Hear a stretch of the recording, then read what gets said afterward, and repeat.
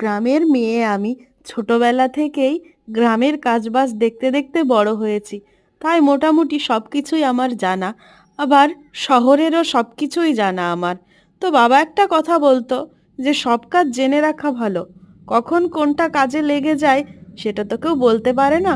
এই যে দেখো বাঁশের চার বাঁধা আছে, আমরা এগুলো গ্রাম বাংলায় চার বলে থাকি। এক বাঁশের এই যে ব্রিজগুলো, তো এটা দিয়ে না ছোটবেলায় পার হতাম। বাবার সঙ্গে মাঠে যেতাম, বাবার খাবার নিয়ে যেতাম। তো অনেক দিন বাদে উঠে কেমন যেন একটা লাগছে। তবুও দেখো উঠে যে কত আনন্দ পেয়েছি অনেক দিন বাদে। তারপরে দেখো এই যে আমাদের মাঠ, আর এই যে দেখো পটলের জমি। তো পটলের জমিতে পটল হয়েছে, দেখো ছোট্ট ছোট পটল সবে হচ্ছে। আর এবার যেহেতু বৃষ্টি হয়েছে, মাঠের সব ফসলই দেরিতে হচ্ছে। তো সবজিগুলো লাগিয়েছে বাবা আস্তে আস্তে, দেখি সবই হচ্ছে। খুব সুন্দর আমাদের মাঠটা।